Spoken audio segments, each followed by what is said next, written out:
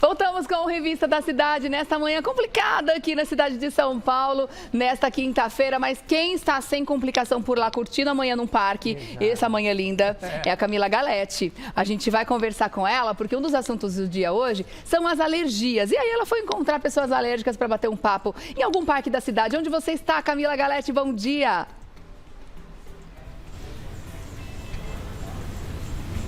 Muito bom dia, Regiane. Eu estou aqui num dos cartões postais aqui de São Paulo. Olha só que lindo que está esse parque, dia maravilhoso aqui, dia muito bonito, um sol para cada um nesse parque. Parque Ibirapuera aqui em São Paulo e a galera tá assim, ó. Tem bastante gente ali fazendo sua caminhada, fazendo seus exercícios, andando de bike, passeando com o cachorro, curtindo esse lugar especial. E eu quero saber da galera que está passando aqui sobre alergia, que é o nosso assunto de hoje aí no estúdio, né, Rê? Então eu vou convidar aqui a Marcela. Vem pra cá, Marcela. Tudo bem com você? Tudo bom? Tudo bom. Ela que é de Salvador, mas está morando aqui em São Paulo, né? Isso.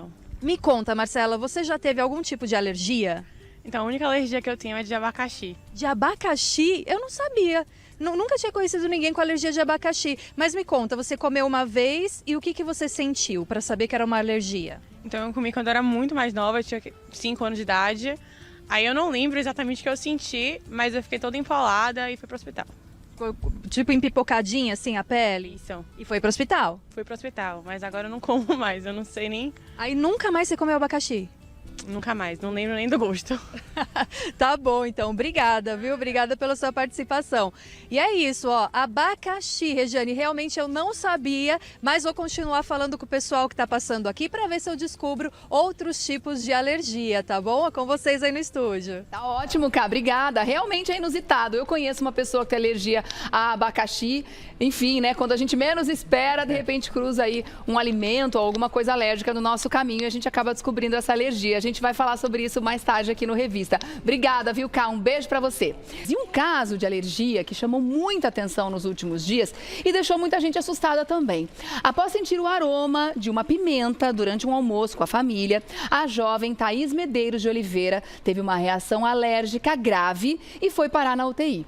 De acordo com os médicos da Santa Casa de Anápolis, em Goiás, onde a paciente foi atendida, a inalação desencadeou um quadro de asma grave e, em seguida, uma parada cardiorrespiratória. Atualmente, a avaliação é de que a jovem teve uma lesão cerebral irreversível.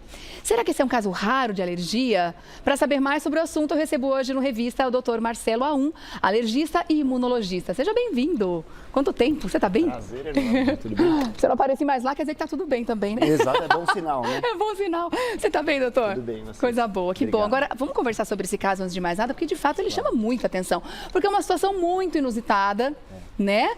Muito diferente só de sentir o aroma da pimenta. O que aconteceu fisicamente nela para desenvolver uma reação tão grave? Então, primeiro, assim, acho que desejar primeiro força para a família, Sem né? dúvida. Situação muito delicada, muito triste, mas é difícil até da gente explicar com certeza o que aconteceu. Pelo seguinte, né? Eu vejo duas possibilidades. Acho que provavelmente, e são informações que a gente tem da imprensa, né? A gente está distante, inclusive fisicamente, em outro estado, mas aparentemente era uma jovem que era portadora de asma, talvez não fosse tratada regularmente, e isso é importante para quem está nos ouvindo. Asma é uma doença crônica que necessita tratamento contínuo, isso não necessariamente é medicamento contínuo, muitas vezes sim, mas nem sempre. Só que não é um paciente que pode se perder no caminho. Por quê? Porque ela é uma doença muitas vezes silenciosa e o processo inflamatório pulmonar lá está. Quando você tem uma inalação de alguma substância que pode ser um irritante primário direto para a via respiratória, pode desencadear uma crise que a gente chama de broncoespasmo, que os brônquios se contraem, a passagem do ar diminui abruptamente e vai desencadear uma crise tão grave. Se isso ocorreu só porque aquela pimenta era, por exemplo, forte, foi irritativa, ela tem substâncias que irritam diretamente e isso acarretou o broncoespasmo, ou se ela tinha vamos dizer, uma verdadeira alergia à pimenta, a gente agora não consegue nem garantir. Então tem essas duas possibilidades. Ou era uma alergia à pimenta não conhecida, ou um broncoespasmo induzido por um irritante direto numa via respiratória que não estava controlada. Então, a gente eu não acredito pode que a segunda opção é mais provável, né? A gente não pode dizer, então, com certeza, se é um caso de alergia respiratória ou se é uma alergia alimentar. Exatamente. Nesse caso. Não dá para dizer com certeza. Tá. Eu acho que é o mais provável, porque a alergia à pimenta realmente é muito raro, né? Sim. E, então... Até porque pimenta do reino, por exemplo, tem na culinária. Principalmente aqui no Exatamente. Brasil, As né? pimentas são todas muito parecidas. É claro que a pessoa pode ter alergia apenas a um específico tipo e a outros não, mas não é o trivial. E pimenta por si, a gente tem contato em muito alimento, né? Então, Sim, realmente, sim. é bastante atenção, né? difícil a gente pensar nisso como causa Muito por uma raro. alergia química específica contra uma molécula dali. Provavelmente foi a irritação de uma via aérea que não estava preparada. Tá. Como é que a gente pode dividir, então, os tipos de alergia em categorias? Por exemplo, no caso, a respiratória, a alimentar. Quais são os outros tipos de alergia? É uma infinidade de coisas, né? Eu costumo dizer que a alergia é um termo lindo, porém complicado, né? Porque ele é um guarda-chuva amplo que demais, engloba né? dezenas, centenas de doenças completamente diferentes. Mas, sem dúvida, os órgãos e sistemas mais acometidos são a pele e as vias respiratórias, né? E as causas também são das mais diversas, seja pelos contatos respiratórios, seja pelos contatos cutâneos. Então, por exemplo, respiratórios, aí 20 a 30% das pessoas têm rinite, coriza, espirro, coceira no nariz, etc. Né? Eu, inclusive, também, né? Enfim. E asma, 5 a 10% das pessoas. Então, Tá. são coisas triviais, mas a pele é acometida por causadores diversos, seja alimentares, medicamentosos, insetos, produtos de uso direto ou de contato direto na pele. Então, você tem uma infinidade de possibilidades, né? Sim. Com nome e apelido comum alergia. Né? As alergias alimentares, que estão aparecendo cada vez mais também, né? Estão sendo cada vez mais comuns, principalmente em crianças, né? E as medicamentosas, que a gente só descobre na prática também, né? Exatamente. É assim, de cara, lembrar que alergia, por definição, ela é imprevisível. Qualquer. A primeira reação que a pessoa vai ter é absolutamente imprevisível, né? A partir do momento que ela teve a primeira, se ela voltar a ter contato com aquele causador, a tendência é ela repetir a reação um pouco mais leve ou um pouco mais grave do que no contato anterior, mas ela é, de uma primeira vez, imprevisível.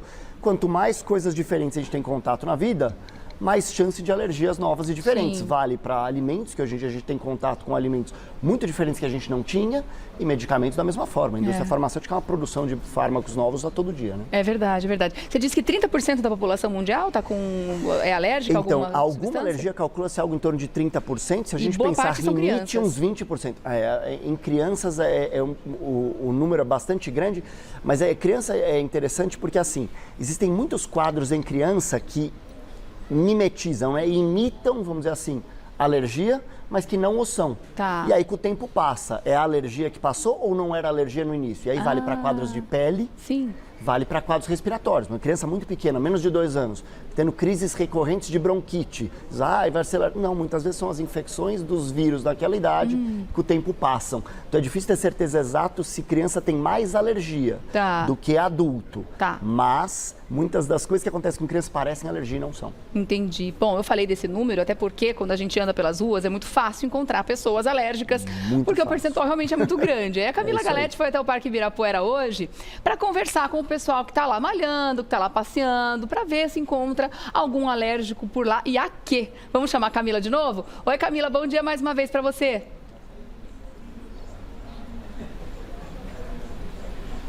Muito bom dia, Rê, bom dia, doutor, todo mundo aí do estúdio. Para você que está assistindo a Revista da Cidade, continua aqui no Parque do Ibirapuera.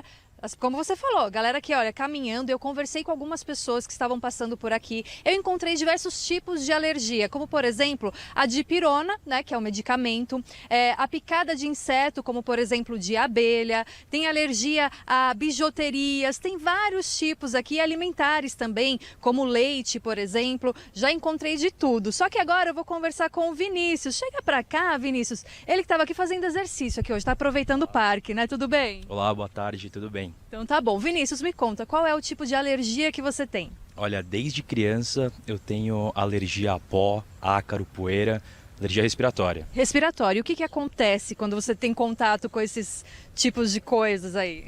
Muito espirro, coriza, coceira no nariz, é bizarro. Você já fez algum tipo de tratamento para isso? Já eu faço, hoje eu passo como alergista, faço tratamento com vacina já há mais ou menos alguns 5 meses, para, não sei se tem cura, mas para diminuir a intensidade da alergia. Tá bom, e você já conhece alguém que tem algum outro tipo de alergia, assim, que chamou sua atenção? Conheci quando era menor, tem um amigo que descobriu que era alérgico comendo camarão. E foi internado no hospital, fechou a garganta.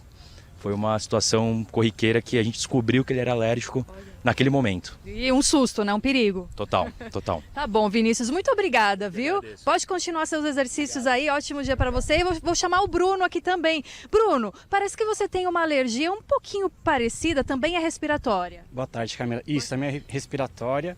Além dos exemplos que o Vinícius passou, de ácaro, pó, também tenho a pelo de animais em geral, né? Principalmente, claro, domésticos, cachorro, gato. E eu tenho 2 gatos, né? O que acaba dificultando um pouco também. Mas eu estou fazendo também um tratamento com um remédio que eu acabo colocando no nariz diariamente. Ele dá uma controlada boa, então a gente consegue sobreviver um pouco melhor, assim, ainda mais São Paulo, né, que é super poluído tudo. Verdade. E quando muda o clima, por exemplo, que vai chegar agora o outono, inverno, você acha que piora? Sim, com certeza. Sempre que tem uma mudança muito drástica assim de clima, acaba tendo algum dia com uma crise e tal, acaba estragando um pouco o dia, mas enfim, a gente tem que sobreviver e tem que lidar um pouco com isso. Tem que se acostumar um pouquinho e tentar, né, levar da melhor maneira. Exato, exato. Muito bom. Bruno, tá passeando por aqui hoje? Tô dando uma volta. Tá bom, ótimo passeio que já tá lindo, né? Obrigado. Aproveita. Obrigada, viu? Olha, muito legal. Então eu vou continuar aqui no parque, vou continuar conversando com as pessoas e, claro, prestando atenção em tudo que o doutor vai explicar aí para vocês no estúdio. É com vocês. Obrigada, viu, querida? Aparecendo mais alguma história curiosa, chama a gente aqui. Obrigada, um beijo, aproveita esse dia lindo. Vamos pegar o primeiro caso, né, do Vinícius, se eu não me engano, foi o primeiro rapaz que conversou com a Camila, e ele estava falando sobre essa alergia respiratória, está fazendo um tratamento com vacinas. Quer dizer, existem ferramentas para que esses alérgicos consigam dessensibilizar um pouquinho o organismo? É isso, é assim, eu costumo dizer para os meus pacientes, se a gente pegar no caso do Vinícius, né, da rinite alérgica, a gente tem 3 pilares de tratamento principais, né? E que eles não são excludentes entre si, né? O primeiro são os cuidados gerais. Se você diminuir o contato com os desencadeantes que te causam as reações, você vai ter menos sintomas. Isso parece quase óbvio e realmente faz sentido, né? O segundo é o tratamento medicamentoso, que tem um arsenal enorme, medicações muito seguras, de fácil acesso para a pessoa, nossa população, vários disponíveis no SUS, dá para usar de criança pequena, grávida, etc. Então a coisa vai bem. E o terceiro é, como ele falou, as vacinas, que é a chamada imunoterapia, na qual você vai induzindo tolerância imunológica àquele produto. No caso, provavelmente, dele deve ser de ácaro da poeira mesmo. O paciente vai recebendo doses crescentes de ácaro, a resposta imune dele vai mudando de uma resposta, vamos dizer, de ataque contra o ácaro que lesa os nossos tecidos, para de tolerância, ele para de reagir ao ácaro, com isso ele tem menos inflamação e menos sintoma. Então, isso funciona, mas não é para tudo, é para poucas coisas que dá para fazer isso.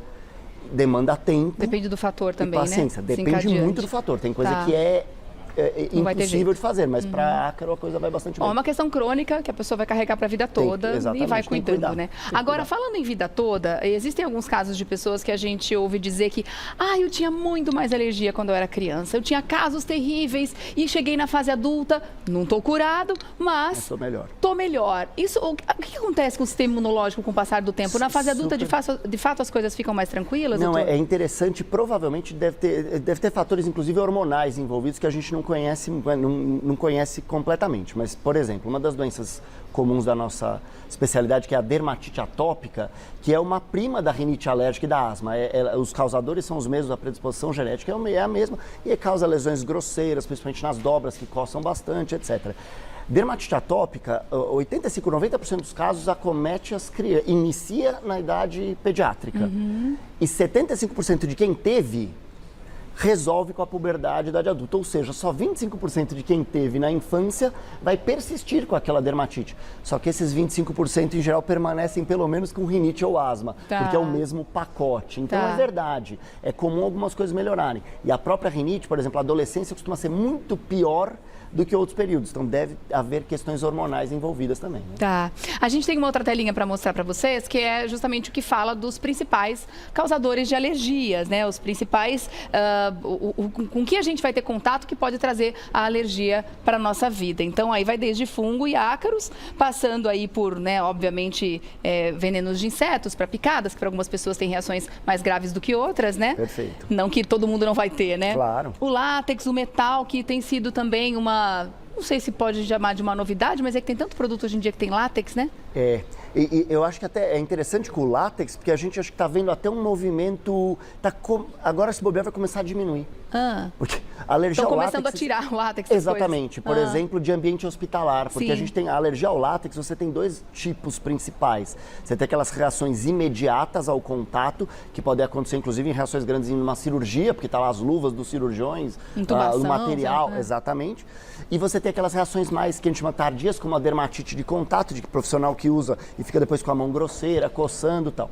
Então, por essas reações graves em ambiente intra-hospitalar, tem muito hospital, em países desenvolvidos já quase não tem látex no centro cirúrgico, Suécia, Dinamarca, Estados Unidos, evita-se porque é um alérgeno comum e que pode causar reações graves, e essa tendência aqui, aos poucos você vai vendo em alguns hospitais também, que as luvas já são de nitrilo, não são de látex, então está havendo uma redução, porque realmente houve um boom de alergia ao látex na década de 90, começo dos anos 2000. Realmente. E algumas alergias, elas podem aparecer ao longo da vida também. Isso. Você comeu amêndoa a vida toda. A gente tem, inclusive, aqui alguns alimentos no nosso estúdio, que são alimentos que podem, né, que são os mais comuns a gente encontrar alergias por aí. Perfeito. São castanhas, né, oleaginosas de uma forma geral. De repente, na fase adulta, você descobre que você tem uma alergia. O que acontece com o organismo que ele entra nesse campo da sensibilidade, de repente? Então, assim, a alergia, ela sempre acontece com algum tempo de exposição.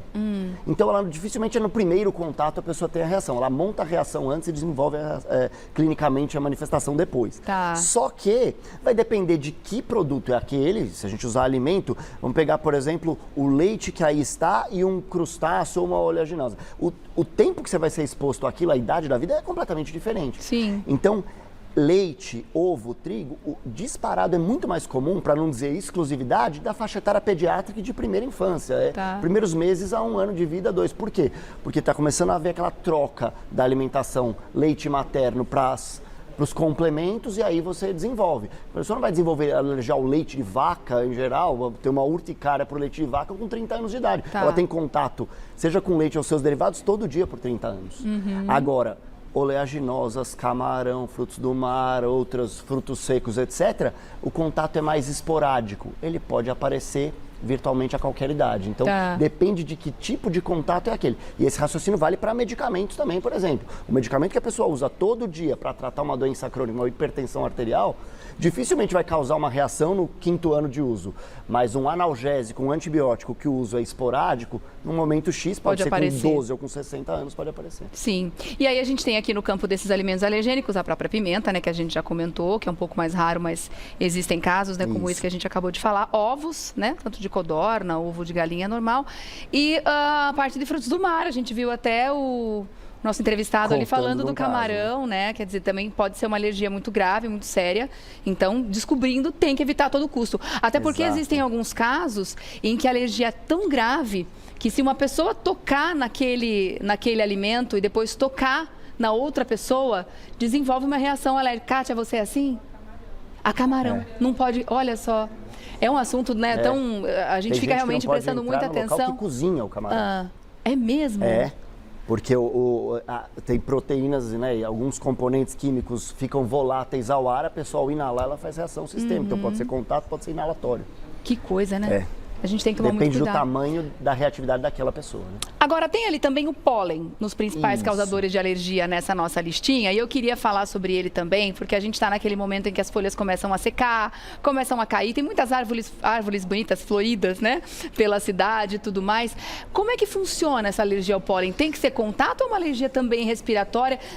Eu também queria completar essa pergunta. Perfeito. Se no outono e no inverno essa alergia ao pólen fica ainda mais grave? Então, na realidade, gravidade, normalmente ela é inalatória mesmo, o contato é inalatório, então as manifestações são rinite, rinoconjuntivite e asma, são as mesmas dos ácaros da poeira, por exemplo, só que em geral elas acontecem inclusive na primavera, é quando começa a florescer, que aí você começa a ter a polinização. No nosso meio, nós estamos na cidade de São Paulo, na Avenida Paulista, a gente tem quase nada de pólen em ambientes urbanos. Mas tem aqui. poluição. A gente não tem as estações do ano bem definidas. Poluição, exato, é um irritante horroroso, né? Mas assim, os países de clima temperado, e por exemplo, Brasil, os estados da região sul, têm rinite por pólen com uma importância maior. E até uma curiosidade, por exemplo, no nosso Nordeste, a gente tem rinite por pólen do caju, na época de florescer o caju. Nossa. Então, é uma coisa que, por exemplo, Sudeste, regiões urbanas, a gente não vê. Mas no Nordeste e Sul do país, dependendo de qual é a planta, vamos dizer, ou vegetal, e principalmente mais na primavera, é o período que tem, eles chamam de febre do feno, isso no hemisfério norte, Tá. mas é um quadro bastante sintomático e bem desconfortável, né? Bom, para finalizar, a gente sabe que algumas alergias, como a gente falou aqui, a gente só vai descobrir na prática, né? Que muitas vezes não tem um teste, né? É isso aí. Por exemplo, medicamentos e etc. Mas tantos outros a gente pode ir atrás de investigar, né? Isso. É interessante que as pessoas, de uma forma geral, façam testes alérgicos ou só se você tem algum tipo de alergia já pré-existente e quer descobrir se o seu organismo reage a outras situações. Essa pergunta acho que é muito importante. Assim, o teste alérgico ele não dá diagnóstico de alergia. Ele só mostra que o teu corpo reconhece alguma coisa naquela substância como estranha. Mas a gente tem formas no nosso sistema imune de bloquear essa reação estranha. Então, às vezes, você desenvolve o anticorpo, por exemplo, contra aquilo e não vai ter nenhuma manifestação. Então, eu, Marcelo, pessoa, não o médico, eu tenho rinite alérgica e asma e eu tenho teste positivo para camarão e amendoim. Então, meio na hora do almoço, não vou fazer isso, mas se eu comer esse amendoim aqui, agora vocês vão ver que não ia acontecer rigorosamente nada. Olha só. Então, procurar fazer teste antes de manifestação clínica é um negócio que não faz sentido. Tá. Porque ele, além de atrapalhar a vida da pessoa, ela vai querer ficar com aquela tendência de ver um positivo e não usar. Às vezes o contato é o que mantém a tolerância. Então, se ela tirar o contato que ficou com medo, sem querer no contato futuro pode dar confusão. Então, aumenta essa não hipersensibilidade. Exatamente. Olha Fazer só. teste sem sintoma é um perigo. Tá. É um perigo, é melhor não fazer. É o que os olhos não veem, o coração não sente. Mas sentiu, vai atrás. Porque os olhos não veem, o corpo não reage. É isso, sentiu, vai atrás. Se não sentiu, espera. Tá certo, tá bom. Olha, bem importante os esclarecimentos desse assunto, né, de alergia. Aliás, é um assunto que não se esgota. Não esgota. Provavelmente vamos voltar a falar sobre ele no futuro. Fica aberto o convite para voltar, viu, doutor? Obrigada. Muito obrigado, estou à disposição. A gente que abraço a todos. agradece. Obrigado. Doutor Marcelo A1, alergista e imunologista. Você faz contato também através do Instagram, @dr.marcelo.a1. A-U-N, tá bom? @dr.marcelo.a1. Obrigada, querido. Eu que Até a agradeço. próxima. Até.